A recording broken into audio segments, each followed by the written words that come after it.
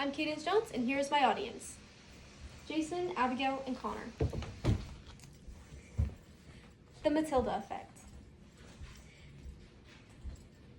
Imagine you just made a groundbreaking discovery and advocated for your findings for months. Still, instead of receiving recognition, you're overshadowed in favor of a colleague who is being rewarded for your work. Why did this happen? Well, in this case, it's because you're a woman. Situations just like this has happened time and time again. It's referred to as the Matilda effect. When women are written out of history and their achievements credited to men, it solidifies the gap between the sexes. So by learning about the Matilda effect, I hope to encourage you to look more closely into the people who truly deserve recognition. I've done extensive research on this topic and have found many examples of the minimization of women in science. The history of the Matilda effect has reinforced gender inequality that continues even today and must be corrected to ensure justice. So let's take a look at the Matilda effect and why it should be corrected. Let's start by taking a closer look at the past.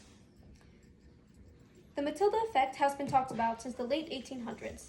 According to the Interpersonal Particle Physics Outreach Group, or the IPPOG, the Matilda effect is named after suffragist and abolitionist Matilda Joslyn Gage, who is the author of Women as an Inventor, an essay published in 1870 on the problem of incorrectly crediting men for women's achievements. But the Matilda effect did eventually get its name by the late 1900s. It was first coined in 1993 by Margaret Roster. The goal of naming it, according to the IPPOG, was to describe the lack of recognition given to the contributions of women scientists. Now that you've learned about the history of the Matilda effect, let's take a look at some modern examples of the systematic pattern it creates. The Matilda effect grows in a systematic way, where women's contributions are still undervalued and overlooked today. Some more recent examples of the Matilda effect are Jennifer Doudna and Emmanuelle Charpentier, as well as Kathleen Carico.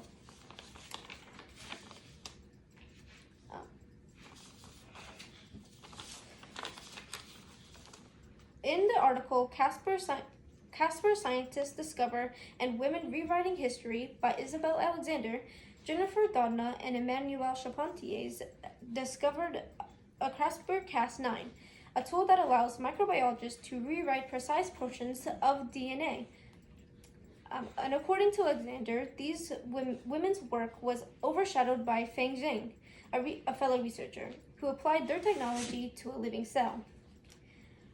Both Doudna and Zhang were nominated for the Nobel Prize for Chemistry in 2020. According to Alexander, in 2014, the U.S. Patent and Trademark Office sided with Zhang.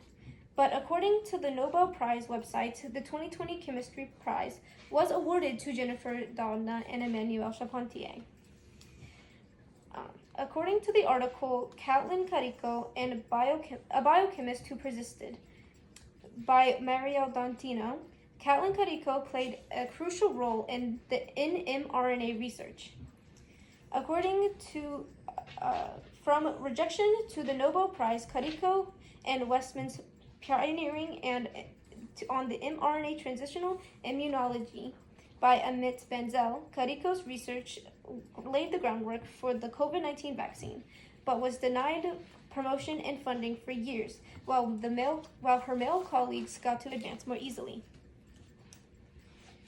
I've noticed the systematic pattern of the Matilda effect in these examples, where women's revolutionary progress is being minimized, overshadowed by a male coworker, or denied recognition until much later, if at all. First, looking at Jennifer Doudna and Emmanuelle Charpentier's situation, these two women developed an important tool for microbiologists. Yet their research was often overshadowed by a male scientist who extended upon their work. Then Kathleen Carico's pioneered mRNA research. but for many years her career was halted while the men around her got to advance. Together, these examples show a repeating cycle where women's contributions were devalued while men are credited, promoted, or rewarded instead. At this moment, we've talked about the history of the Matilda effect, how its contributions today, and how it continues today, and how ongoing systematic barriers to stop women's visibility, equality, and science. At this moment, we've talked. Now, I want to talk why correcting the Matilda effect is not just important to the women affected, but also to you. The Matilda effect has long-term consequences. For example, the changes in history slow scientific progress. If previously mentioned Kathleen Cuddyco's mRNA research had been fully funded and supported earlier, life-saving medical treatments like the COVID-19 vaccine might have been developed sooner.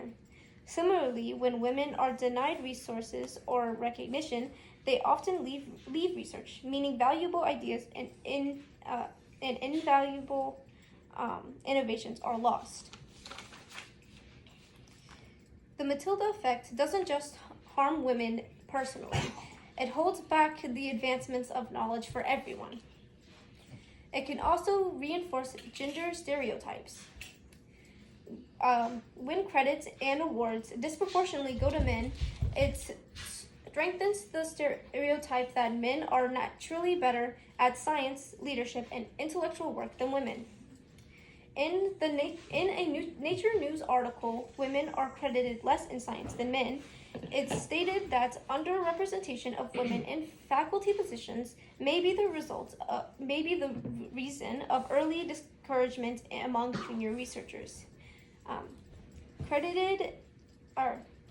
Creating a self-fulfilling cycle of underrepresentation. Over generations, these repeated patterns normalize inequality and make it more difficult to fix in the future. Correcting the Matilda effect is also important because it'll promote fairness and justice in society as a whole. When women are ignored and misattributed, it creates a system where recognition is based on gender instead of merit. By restoring credit to the women who earned it, we build a society that values honesty and equality. So, fairness and justice matter not just for women, but for all of us. Now, let's pull everything together. We've explored the Matilda effect while looking at its history, and we've explored the Matilda effect by looking at its history and modern examples, as well as long-term consequences it creates.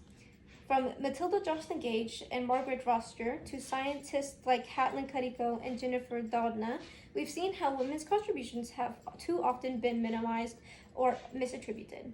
We also examined how this pattern slows scientific progress, reinforces gender stereotypes, and undermines equality. The Matilda effect isn't just about the past it creates. It continues to shape how discoveries are remembered and who is celebrated today. By understanding it, we can see history more clearly and recognize the real people behind the progress we see today. I'm Gaines Jones, and once again, here is my audience. That was clapping.